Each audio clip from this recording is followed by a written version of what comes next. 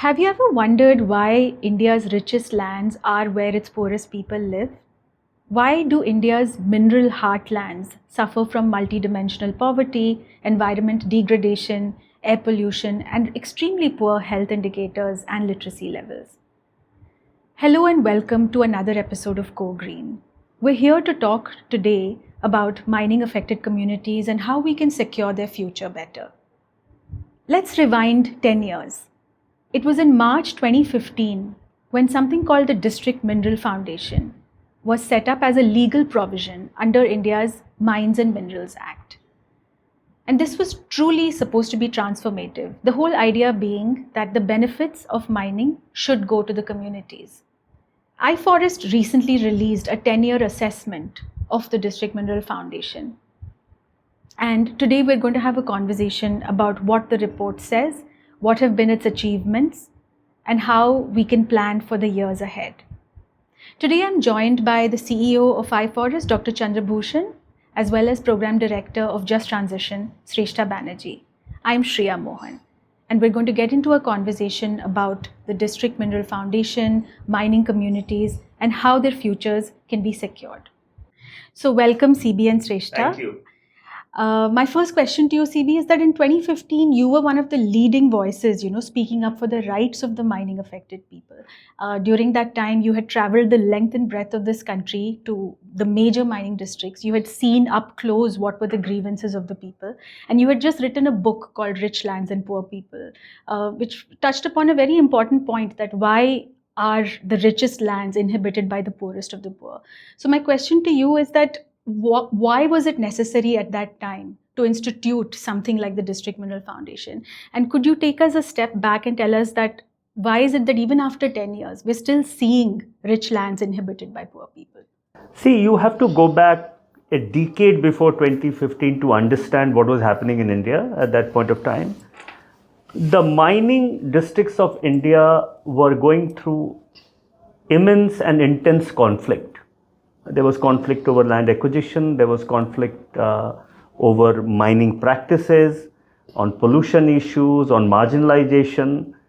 So post-liberalization, post-1990 till 2005-06, you can see an increasing trend in conflict happening in the mining districts of India. And we captured that conflict in the 2008 book that I and one of my colleagues wrote, Rich Lands, Poor People, Is Sustainable Mining Possible? In fact, that book was more of a question than answer. It had answers. And the book essentially came out with a conclusion that we have poorest people in the richest parts of India. By the way, the mining districts are also your forested districts, also where you have a lot of water. It's not only about mineral. So if natural resource is what richness is all about, then these mining districts are also rich in water and forest and land. So they are the true richest districts of India. Now, why they are the poorest district, our conclusion was very clear after traveling across the country, reviewing almost all major mining districts, was that the wealth of mining was not staying within the district. It was going out, okay? The companies were taking the wealth out, okay, through taxes and profits. The royalty paid to the state government was going to the capital. The community was not getting anything other than few informal job or formal job. So the wealth of the district was leaving the district. And we wanted to find an answer. And the answer we found was, which was, by the way, was developing across the world, that people must have right to benefit from their natural resource. It's a natural justice principle. Okay. Every one of us want to benefit from our resource. Why not mining people? And therefore, we came out with the idea of profit sharing. And the report advocated for profit sharing with the mining community so that they can benefit. They are bearing the brunt of mining. They should also profit out of mining. That was the fundamental principle. And the book was published in 2008. From 2008 to 2015, we released that book across the country. We developed public opinion in favor of supporting communities in the mining district through profit sharing mechanism. And then in 2014, when the Modi government came, the first Modi government came, They were very, very positive about it. And in 2015, the Mines and Mineral Development and Regulation Act was amended and DMF was set up. Okay. So this 2015 amendment has a history of 20 years. Okay. The public opinion was built over 22 decades. And it was revolutionary. There's no law in India which says that the community will benefit out of natural resource. We have law which says states will benefit. Okay, the companies will benefit. So it was a very, from jurisprudence perspective, it was a very revolutionary idea when this law was passed. Now, just coming to your question, after 10 years, now the law was passed in 2015, we are in 2025. Today in 2025 as well, the poorest people in India are still in its richest district. Okay, that still remains. That fact is as true today as it was 25 years back. Let's speak a little more on that. So tell me about, the DMF is not just any fund or a scheme, right? It's a benefit sharing mechanism. It's a people's institution, so to say. How is it really distinguished from other development schemes? If you say good health centers or schools, these are to be accounted for in the district budgets itself. Why DMF, and what is it specially supposed to be used for? See, DMF was people's money. Fundamentally, if you go back and look at the proceedings of departmental proceeding and the meetings that happened in Ministry of Mines, at one point of time there was a discussion that we will distribute money to people. Even that discussion happened. Then there was a discussion that we will provide minimum stipend to the poor and the destitute. Okay, so the idea was that it's a benefit sharing mechanism. People must benefit out of this fund. And what can we do for people to get out of poverty and destitution? So the difference between other fund and this fund is this fund was designed as people's money, benefit sharing. They had to decide how that money will be used. Ultimately, the stipend concept did not came, but still there is a provision. In fact, if you go back and look at PMKKY and some of the state Jharkhand rules, for example, they had a provision that DMF can give money to poor and destitute as stipend or support system. That provision is still there, but of course it has not been used significantly. So the first difference was it was a benefit sharing mechanism with people. Okay, number one, it wasn't envisaged as a government program. Number two, it was not tagged to any activity. Okay, it was for people to decide where that money will be spent. Number three, this money was not lapsing. Okay, this was a money which goes to a bank account. If people can use this money this year, they can use it. If they want to use it 3 years down the line, they can use it. It's a non-lapsable. So it's probably the only kind of money fund that exists in India. Okay, if it is utilized the way it was envisaged, okay, it is a truly people's institution, institutional mechanism to use money through a benefit sharing way. So yes, there's nothing like this that exists in the country. Okay, this is very unique. Mm-hmm. So just to unpack the budgeting bit a little more, for instance, your Gram Panchayat budgets, they account for schools or roads or infrastructure or health centers. How does the DMF fund exactly get put to use? Is it just like something that's additional to what they're already building in schools, offering like more soft skills, offering better teachers? Can you take me through an example of the normal sort of budgeting that happens and then plus DMF? Where does it really add value? So basically DMFT is one of the things I'd just like to add to what CB said was that, this is a huge amount of money that comes directly to the districts because you were bringing up the issue of district planning.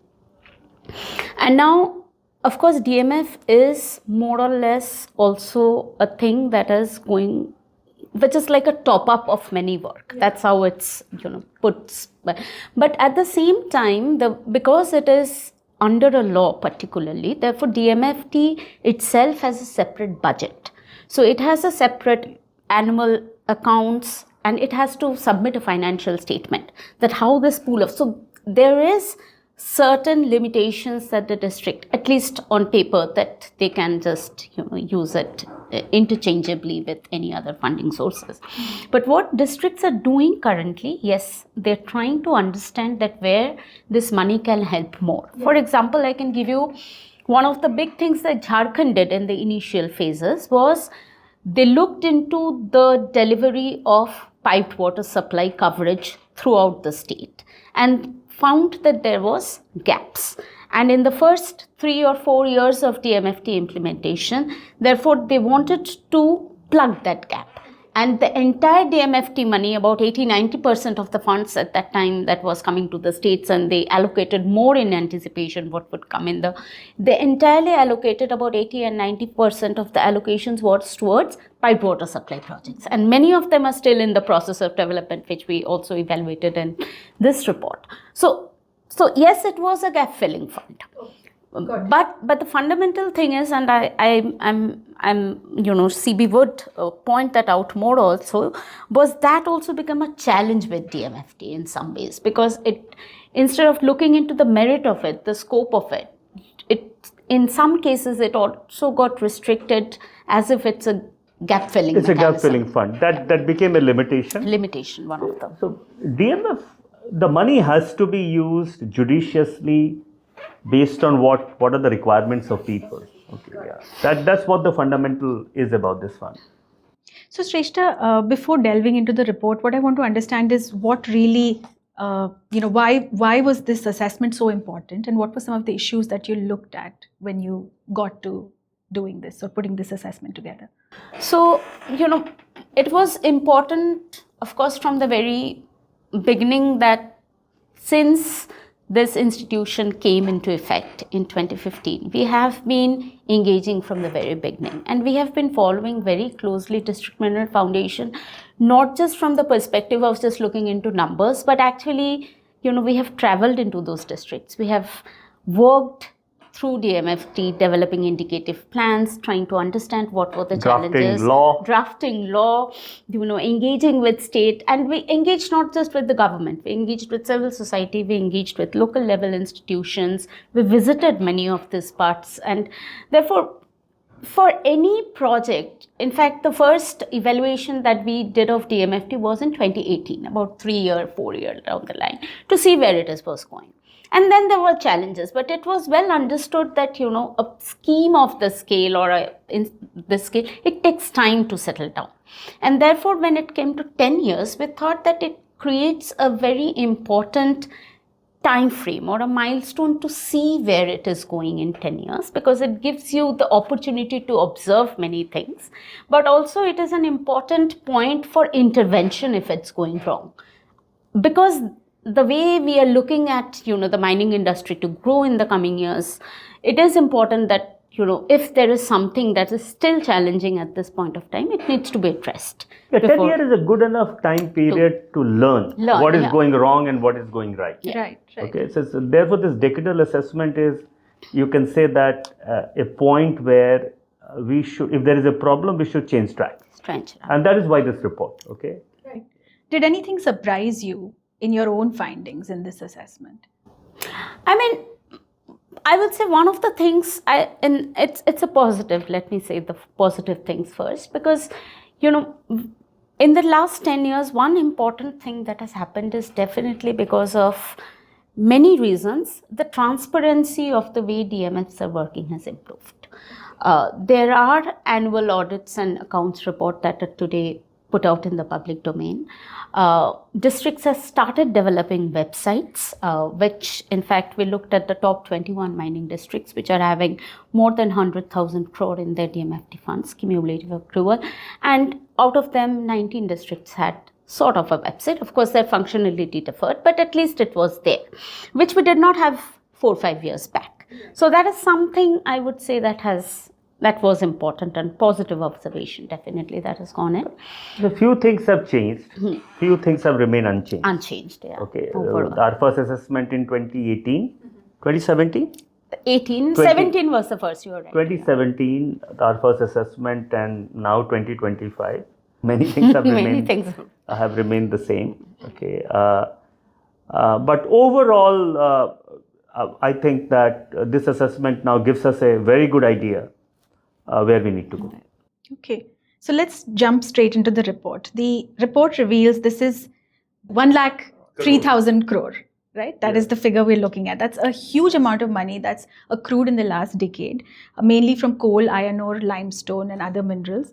And the DMF districts are 645 districts across 23 states. I think the top 3 states are Odisha, Chhattisgarh, Jharkhand, which collectively account for 56% of the total accruals. So my question here is, if I were to meet a villager, let's say from Angul in Odisha, how would that person's life have tangibly changed in the last 10 years? I mean, you both have been engaged with a lot of civil society voices. What is the sense on the ground, and, has this really changed lives? See, first of all, 1,03,000 crore would be equivalent to $12 billion. So it's a $12 billion program. It's like a huge amount of money. It's not a small amount of money. Interesting thing is that majority of this money is coming in about 25 to 30 districts. Okay, so though we have DMF in 600 plus districts, it is essentially a 50 district program. Top 50 district would account for 90% of the 90% of the money. But those top 50 districts are where you have the largest tribal population, the highest multidimensional poverty, okay, major mining. So, those 50 districts, if we address this program properly, will change the face of poverty and destitution and environmental degradation in India. Okay, so it is so focused and targeted. Okay, now coming back to, has it changed the lives of people? It's a mixed result. We have found, a village in Ramgarh which has gained out of, the ambulance service that started because of DMF. Okay. Before this DMF, there was no ambulance service. They had to take the patient on bicycle to the nearest hospital. Okay. Their lives have changed. Okay. We have seen DMF money being utilized for scholarships, which has changed, which has picked up a tribal boy or a tribal girl, provided them with scholarship for higher education. It has changed their lives. Okay. But is that enough? Okay. So DMF, the answer is that while there are pockets of good practice that we see, the larger landscape has not done enough. Okay. The larger landscape, we have identified best practices in some areas. But with the kind of money that is there, the kind of opportunities that exist to change the lives of people, I think DMF has really not lived up to its, potential. Absolutely. I mean, because one of the things, ideally what we used to say is that it has the money, it can change the face of a village. And it does not take 10 years to do that. It can do it. Change the face of a district. The kind of money exactly. It is a huge amount of money. The point is that exactly like if you look at an individual level, yes, it may. It has changed, right? And depends on who that individual is. But then you are looking at this amount of money. You expect a much broader landscape to be impacted, not an individual just. So in that scope, yes, there are a lot of the gap is there. Yeah. So like you're saying, there's a lot more that can be done. What are the challenges that you're seeing in the DMF in the last 10 years, and what can go better going forward? I think the major challenge from my perspective is that the letter and spirit of DMF is not being implemented. Okay, that is the biggest challenge. There's the letter of the law, okay, and there's spirit behind the law. Okay, I think DMF is failing on both letter and spirit. That's, in simple term, that is the biggest challenge. The governance structure, as has been envisaged, is not in place. The way investment should be made is not being done. For example, it is very clear that DMF is a bottom-up process. Villagers have to decide what they want done, and then it will get pulled together. Then a district plan will be made, not the top-down approach which is there right now. It is not a government department, quote unquote. It has been registered as a trust. Of course, the trust will have government representative, but it has now become more or less a back office of, or a front office of, depending on district, a front office of a district magistrate. In some of the district, the amount of money the district is getting is about 1,000 crores every year, which is not even the budget of the district. Okay, so DMF is the biggest pool of money in some of those districts. So I think as it has been envisaged, that is the biggest challenge. What has happened in the initial years of DMF, and some way it continues, was that entire focus on how the money can be spent, instead of first thinking through how the plan can be made. Yeah. Because if you are looking at this amount of money, you cannot just look with a very short-term vision that how will I spend the money. Then you are bound to fail. And that is exactly the biggest challenge today with DMFT. And some of the districts don't have capacity to spend that kind of money. 1,000 crore rupees, you are asking a district magistrate, who is, by the way, the head of governing council and managing committee, which itself is a conflict. You know, DMF has two layers. There is a governing council, which is supposed to give, overall direction, and then a managing committee which has to implement that direction. And I think in all the district now, district collector is the head of governing council and managing committee. So there is no accountability, okay, because the head of both is a district collector. Till we fix this governance problem, okay, both the institutions don't have representative of affected community. In fact, all districts, I don't know if there is any district which has identified affected community. Yeah, the mining affected people. Mining affected people it's a trust. And the trust must have trustees. Okay. They need to identify beneficiaries. Beneficiaries. In the trustees, you don't have affected community, and you do not have a list of beneficiaries. So, I would just add to what CV said, and CV will remember this. Once when we were working in Jharkhand, at that time Draupadi Murmu ji was the president was the governor that time, and we visited her, and she did not know much about District Mineral Foundation as an institution, but she comes from a tribal, and the first question I remember she asked CV was, how is this money going to benefit the people who have been displaced by mining, or whose livelihood was? That's the first question she asked us. And today that is the people I think are mostly left out. We have not identified those people. Them. So her question was, okay, fine, this money is there, and this money has to be used in mining area. Tell me how this money will benefit someone who has been displaced because of mining.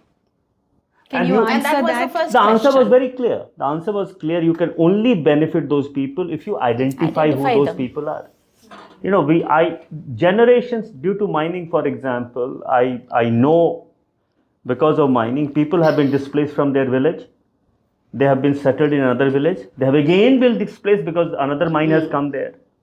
So people have been displaced multiple times because of mining. And today, maybe most of them are, landless laborer or informal worker in a city now. We have never identified them. But the first people who actually should have right over this money are the people who were displaced because of mining. So the President of India, then Governor of Jharkhand, this was the question she had asked us. First question she has asked us. My other question is, do people even know that the DMF is a fund that they can tap into? Yeah. How much of awareness is there on the ground? I think there's enough awareness. People know. Improved. It has much increased. Much improved. People know there is DMF. People are trying to influence DMF through MLAs and their political representatives. But they are not very successful. The planning process is poor in most of the districts, so their voice is not reaching the governing council.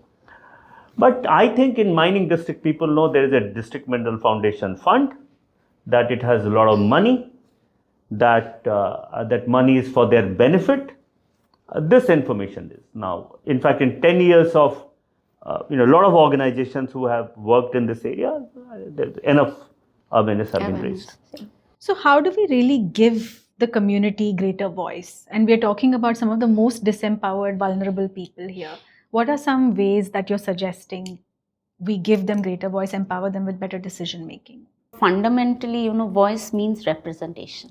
Unless you are represented, you are sitting on a table to give your opinion, and the design of the institution is such that that opinion is counted.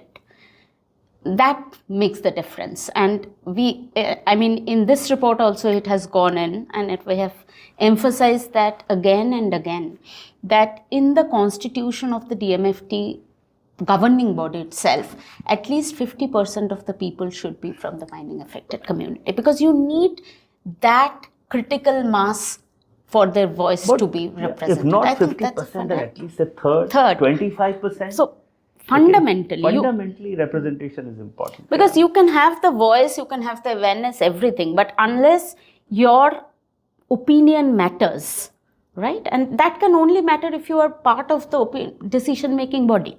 That's how you can ensure that it will be there. People have countered us. So I think that's a fundamental one. When we have given this recommendation, people have countered us by saying, but there is an MLA. The MLA represents those people, or there is an MP. But there is not a right answer, because the MLA not only represents mining affected community, they also represents non-mining affected community. Okay, they are not sole representative of mining affected community. So we cannot say that the MLA is the sole voice of mining affected community, or MP, for example. So he represents the whole district, he or she. Okay. Now, can we say that the MP is the sole voice of mining affected community? The answer is no. Of course, broadly they will represent. Okay, but you need the representative of affected communities. Okay, maybe Gram Sabha from Gram Sabha, or a Sarpanch of that affected community to be on the table. Okay, so also, without representation, it's very difficult. Also, just a simple example, Shreya, I'll just add, I remember once we were in Chhattisgarh doing a meeting, and also in Jharkhand for that matter, same thing came up. So, and these are tribal districts, and we are talking that many of the, maximum amount of funds are with tribal districts in many cases. And one person stood up and he told ki, my representative is not an elected representative. I have a system where this mundas and all are my representation. So I talk to that person about my needs. Now, if that person is not there, that I'm not sure that what I need is getting reflected in the decision making of DMFT. And here is the people's representation. Customary institutions are not represented. Those are not. So one is representation. Second is instruments, as Srestha said, planning process, which is bottom up. Without these two, I think it will not serve the people. Okay. So a lot will change in the next 10 years. If you've done a 10-year assessment and we're looking forward for the next decade, for one, there is an impending energy transition we're looking at. We're slowly going to be moving towards cleaner energy sources. Are DMF funds set to reduce in the long run? According to the assessment, you're saying that in the next 10 years, this could go up anywhere from 2.5 to 3 lakh crores. So what does this mean for India's coal districts and our mining affected people? In some district, it will go down. In some district, it will go up. So the old coal mining district, it will go down because mines are getting exhausted. So you will have less DMF money because DMF is linked to coal production. But where critical mineral is coming up, there it will go up. Iron ore district, it will increase. A bauxite district, it will increase because bauxite and iron ore production is going to go up. So it will have a regional impact. In some district, it will reduce. Others, it will increase. But overall, in next 10 years, DMF will get 2.5 to 3 times more money than what it had got in previous 10 years. So it's going to be a huge amount of money. From $12 billion, it could be $35-40 billion in next 10 years. Think about the quantum of money that DMF is going to get. So the question is actually not money. $40 billion in next 10 years to change the lives of 50 districts is like it will, एक कहावत है हिंदी में, काया पलट हो जाएगा. You can change the face of the district with $40 billion. If you use that money, optimally, use that money to bring private sector investment, to create market, to reduce poverty, to invest in education and skilling, those could be the richest districts of India. You can certainly do that. So the issue is not money. The issue today is also not money. We have enough money to do whatever we want to do. The problem is where we are putting that money. Putting the money. Okay. And the problem is that districts know how to put money in infrastructure. Okay. They know how to build road, bridges, houses, buildings, pipelines. Absolutely. This is what they know. But they do not know how to enhance human development indicator. Okay. So they do not know how to invest in skilling, how to invest in business, how to support communities and reduce destitution. These things they don't know.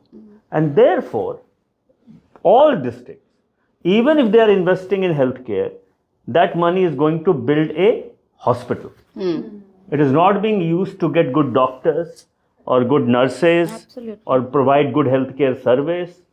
That they're not able to. I mean, and the most stark example, if you see, and this has categorically stated, this is one of the challenges, in 10 years, there has been no substantial investment in fundamental livelihood generation, which was the most important thing that the MFT should have done, right? I mean, you are getting, because the fundamental idea was to remove poverty and destitution, and the best way to do is you make people economically better off. You can give services, but nothing like if you provide income. That's the best way to develop do it, business, right? business support, entrepreneurship. And that's the least space where money has been spent. But I think it is not intentional. I also want to give a benefit of doubt. Okay, it is not intentional. It's just that they don't know how to do it. And therefore, DMF needs help. Every district DMF needs help to design their program. They are setting up PMUs, okay, from these big 4 consulting firms. Yeah. Those are back offices. They are not able to give them ideas in terms of, how do you design a DMFT that benefits people.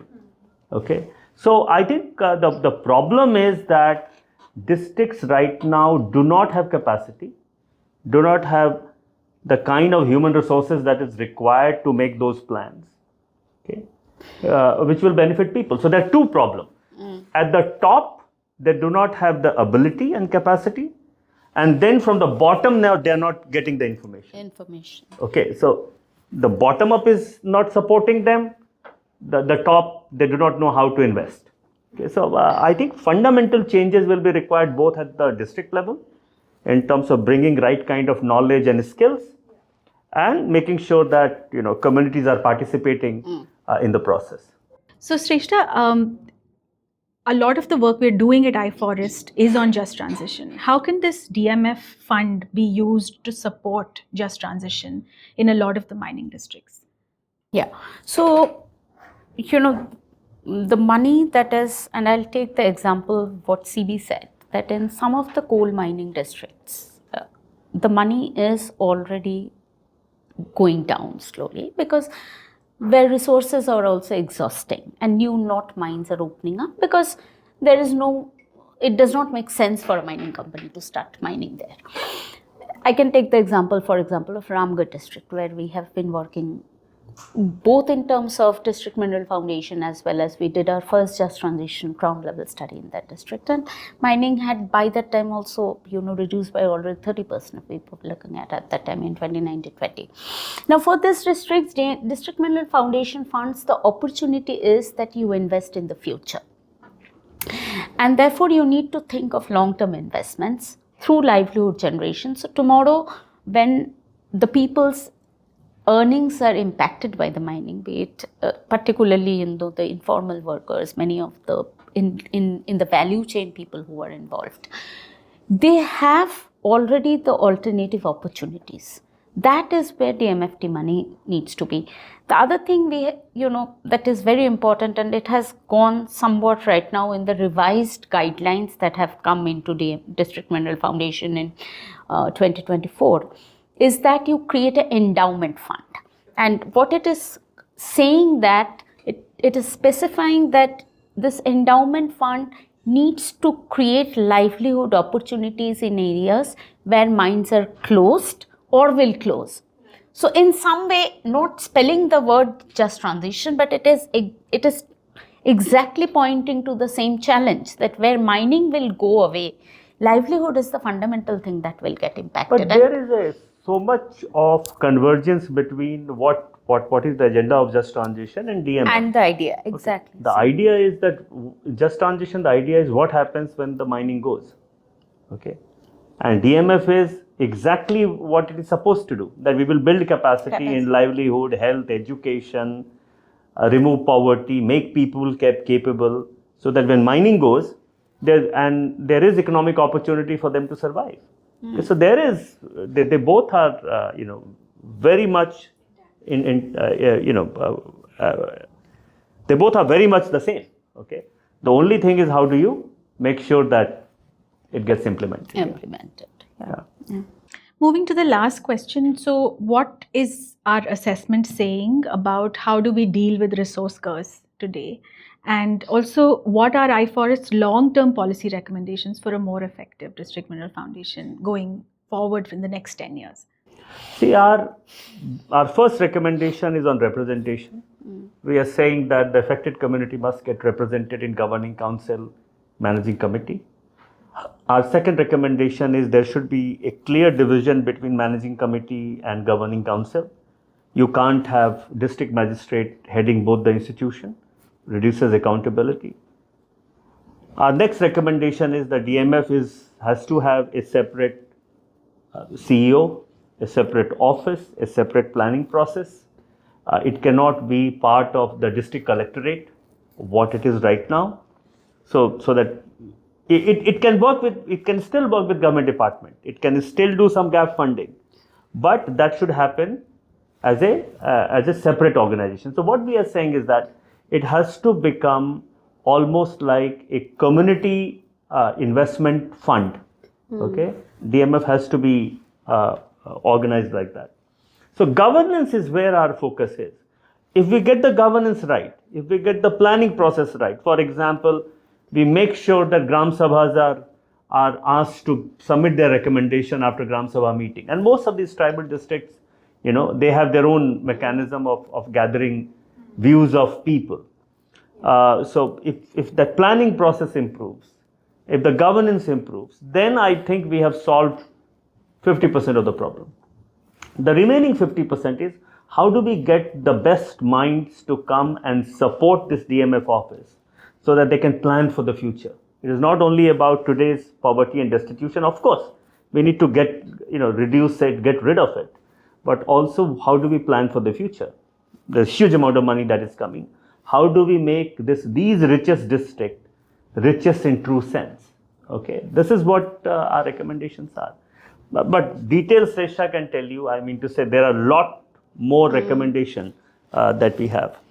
Yeah, but fundamentally, I would just touch on one point. This idea of resource curse, and that is something not in terms of DMF, but I think we are equally cautious about that. Mining, the way it has happened, also it has to become responsible more and more. So fundamentally, we should not also think DMF is there and we can have environmentally irresponsible mining, which is the starting point of many challenges. So that is fundamentally, because the reason we are spending on so much drinking water, polluted water, that needs to be arrested in the first place. So I think that is one of the things we should also keep in mind. The second thing on DMFT is, yes, and I think one of the big recommendations that we have proposed in this is sort of an investment board, because we are looking at huge amount of money, and whatever we do at the district level will not be able to manage this sort of money. So that is one of the major recommendations. State level investment board. Yeah, that is one of the main, I would say, what distinguishes this report that we have gone about telling this. And I can't emphasize more that we have also given an outline on the endowment fund, because we have been also part of the deliberations of many things that is happening at the government ministries, again talking about it, and we have outlined spending rules sort of for the endowment fund, that because it is how do you spend this money? That has been fundamentally a challenge. So how this endowment fund can be best used. So we have given us architecture of that spending rule, but of course we would like to detail that out further working. I'll encourage people to read this report. It's a very, very comprehensive report. We have sent this report to everyone at the district level, state level, as well as to the union government. And, so 10 years, can be considered as a period of learning. And the next 10 years should be now where we should not have the same thing that the richest land have the poorest people. Yeah. That's what our hope is. That's an excellent note to end on. So hoping for a more effective DMF 2.0. Thank you so much, CB and Srestha. Thanks for joining us today. Please stay tuned into our next episode of COgreen, which will come up after this.